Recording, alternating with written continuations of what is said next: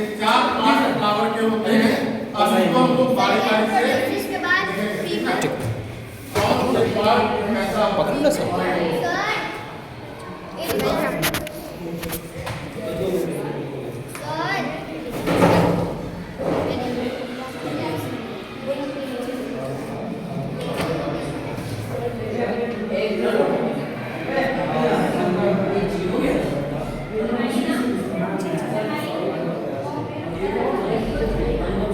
ये जो हरा पार्ट है दिखाई दे रहा है सबको? This is called calyx. Calyx अब लिखा ना? This is called calyx. इसका एक हम निकाल देते हैं इसमें से एक यूनिट कहलाता है क्या कहलाता है? सेपल। ठीक ना? तो इसको हम लोग अलग-अलग सेपल का क्या काम है? It provides support of the flower and manufacture food by the process of photosynthesis. यह हरा है, इसके अंदर क्या होगा? क्लोरोफिल। जहाँ क्लोरोफिल होता है वो क्या करता है? फूड का प्रोडक्शन करता है ना फोटोसिंथेसिस के द्वारा। तो इसका मेन पार्ट फोटोसिंथेसिस के द्वारा फूड प्रोडक्शन है। ठीक है? रिप्रोडक्शन में इसका कोई काम नहीं है। सेक्सुअल रिप्रोडक्शन में इस पार्ट का कोई काम नहीं है। ये जो पार्ट है रंग वाला कलरफुल पार्ट जो है उस पार्ट को कहते हैं कोरोला। क्या कहते हैं? कोरोला। इसका मुख्य काम क्या है? Attraction of insect that help during pollination के समय ये इंसेक्ट इस फ्लावर पर आकर बैठता है और इसमें जो एंथर लगा हुआ है वो से पॉलन ग्रेन निकलता है। उस एंथर को वो पहुंचा देता है कहाँ? मेल फीमेल पार्ट में। तो वहां पर जाकर उसका पोलिनेशन का काम होता है। इसमें से अगर आप एक तो उस एक यूनिट को क्या कहेंगे? पेटल। तो इसका भी काम रिप्रोडक्शन में मदद करना होता है या डायरेक्ट रिप्रोडक्शन में भाग नहीं लेता। ये जो एक पार्ट निकला दिस पार्ट इज कॉल्ड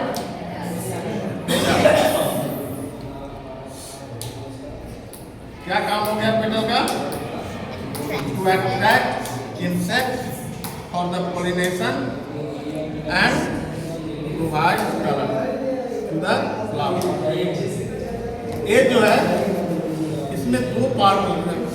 सिट्टा रहता है, इसमें दो पार्ट इसे दिखा दो। इसमें दो पार्ट रहता है।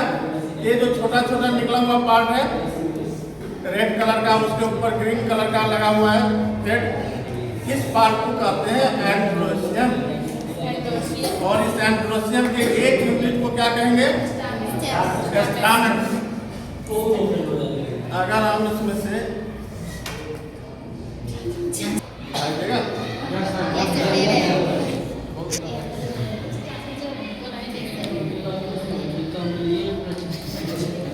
इसमें से एक निकाले,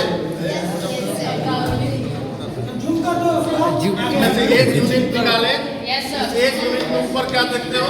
एक हेड नुमा स्ट्रक्चर लगा हुआ है। उस हेड को कहते हैं ये पूरे को स्टामेन कहते हैं। उस हेड को कहते हैं एंथर। ठीक है? और नीचे जो लगा हुआ पार्ट है उस पार्ट को कहते हैं फिलामेंट।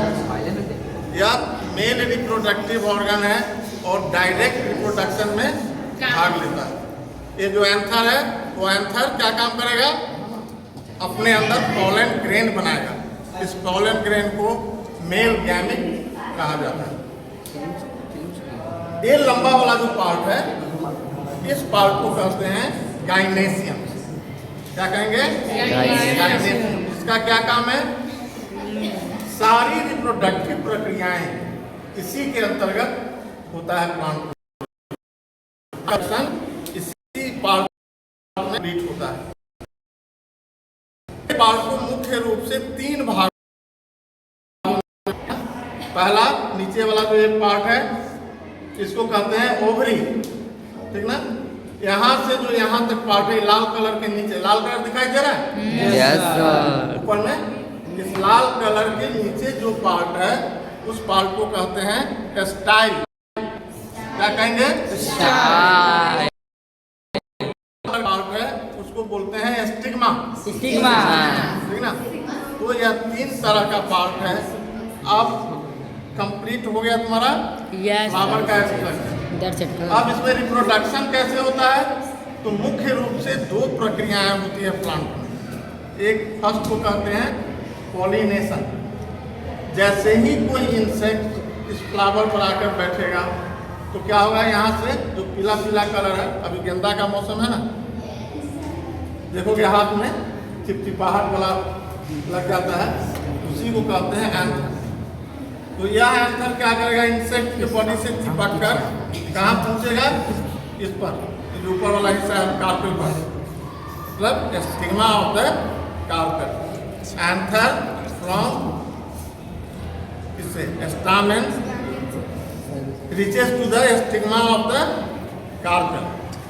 तो इस प्रक्रिया को क्या कहेंगे, पॉलिनेशन। एंथर से पोलन ग्रेन का निकलकर कार्पेल के स्टिग्मा पर, इस पॉलिनेशन के बाद क्या होगा, वह पोलन ग्रेन, ये जो स्टाइल है, इसमें एक ट्यूब का निर्माण करेगा और उसी ट्यूब में मेल गैमीट का निर्माण होगा। ठीक ना? वह ट्यूब आते आते कहाँ पहुँचेगा, ओवरी में। ये 3-4 प्रकार से ये आता है इसमें, उसको बाद में कभी थ्योरी क्लास में पढ़ना। ओवरी में आकर क्या होगा, यहाँ पर मेल गैमीट का निर्माण होता है। इस ओवरी के अंदर अगर हम इसको, इस पार्ट में आ गया, यहाँ पर इसको अगर हम काट के देखेंगे, इसके अंदर एक नया सा स्ट्रक्चर मौजूद होगा, इसको कहते हैं ओव्यूल। ठीक ना? उस ओव्यूल में फीमेल गैमीट पाए जाते हैं और यहाँ से जो मेल गैमीट यहाँ पर आया तो क्या होगा, female gamete is called fertilization. और फर्टिलाइजेशन के बाद एक कंप्लीट ओवरी फ्रूट में कन्वर्ट हो जाएगा। ठीक है? और उसके अंदर का जो ओव्यूल होगा वो सीड में कन्वर्ट हो जाएगा और इसी सीड से एम्ब्रियो का निर्माण होगा, जो कि फ्यूचर प्लांट का है। ठीक है?